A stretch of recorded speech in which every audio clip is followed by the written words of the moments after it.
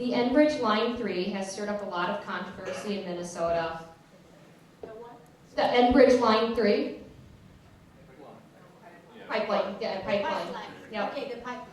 How, as a congressional representative, do you support this project or work to end this project? Allie, I'll go with you first. 1 minute. Yeah. Oh, this is so controversial.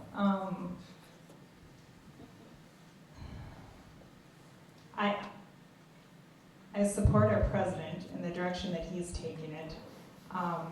Again, I think it's a complex issue. I support our president and where he's headed with it. It's already in the works, and it would be quite expensive to backtrack at this point. We need to take probably better consideration on these projects moving forward, and take a lot of the feedback that we got from this project and learn from it. Lacey, I'll let you go next on this one. Well, I'll reiterate the support of Trump's policy on that. Generally speaking, anytime we talk about pipelines that's going to transport fuel, the WAC environmentalists are going to go out and protest against it. But as a person with a technical background and engineering background, I have faith and confidence that we can do it safely, and we should do it safely, and we should use it to transport fuel. Is there not a chance that something could happen? Once again, we don't believe in 100% of anything, and so there is a potential issue there. But I believe in supporting the pipeline, and that it is what we need economically and to bring fuel into the region.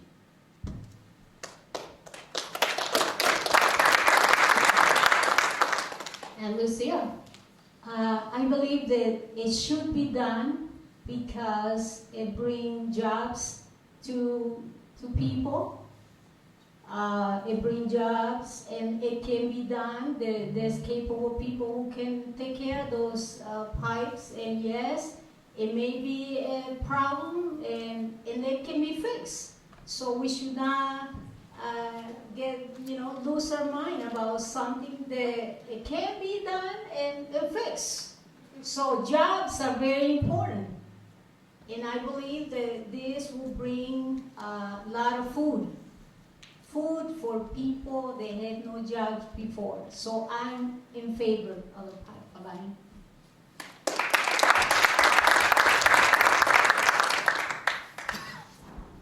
We're not going to start with Lacey on this one because you can't do one-word answers. So we're going to start with Lucia. So this is another one word or one name is with one quick follow-up behind it. So in one sentence, who do you admire and why? Who do you admire most? Excuse me, and why? Who do I admire? I admire a man who was a visionary. He was from my country. He died in 1850 something. He was killed because his ideas were out of his time. This man was already thinking about making a canal in Central America, and I admire him because he always stood up for his belief, and his name is Francisco Morazan. Probably none of you know who he is, but you can Google, or you can talk to me about it. I can give you the information. Very interesting person.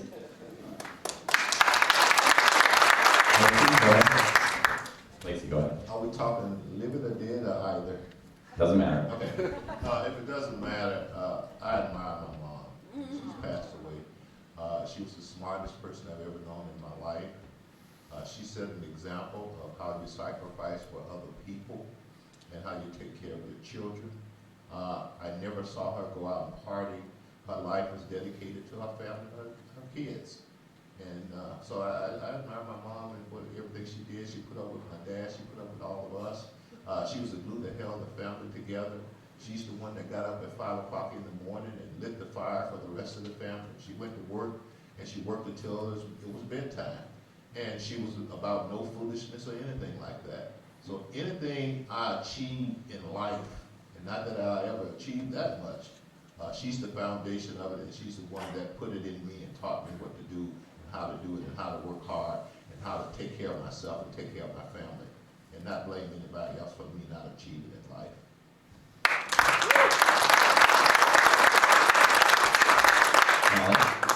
Mine is not quite that movie, but in 2016 I walked by the TV and I heard something and it made sense. It was politics. I had to sit down and I listened, and it was Trump.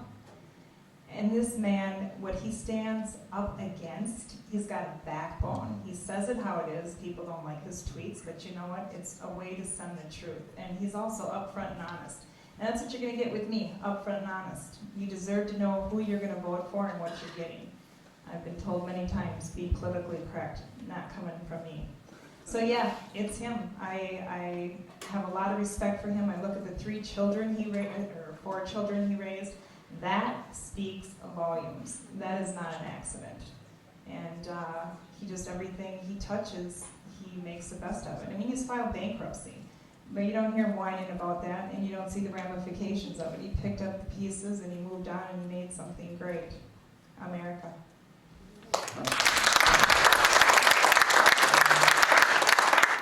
The next topic we're going to have a couple of questions on is criminal justice and race relations. So, first question, and we'll start with Lacey. What would you do in Congress to restore race relations, especially in communities where police and community relations have already been fractured? Well, the first thing I would do is put it in context. I did the math. If only 1% of the white people are racist in this country, you still got 1.6 million based on the last census.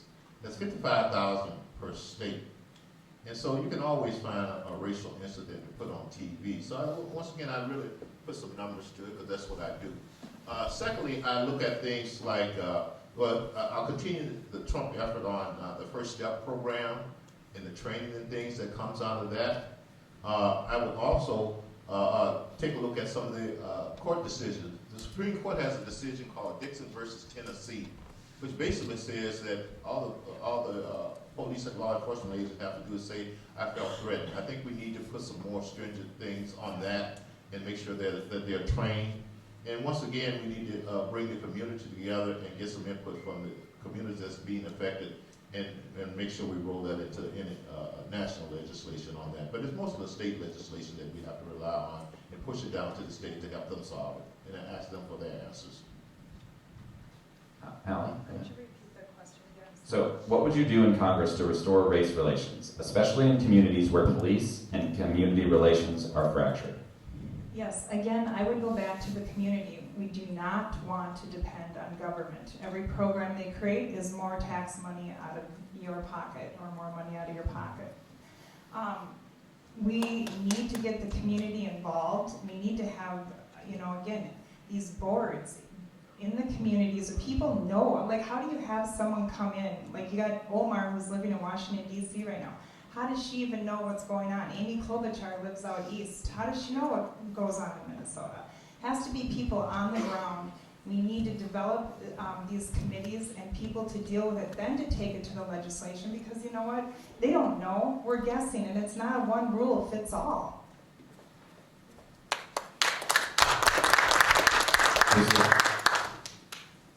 I believe that as I was elected to Congress, something that I would like to talk to the community as you representative and speak about the race issue that occur not only in Minnesota but all over the United States. And see why so many things happen in one area.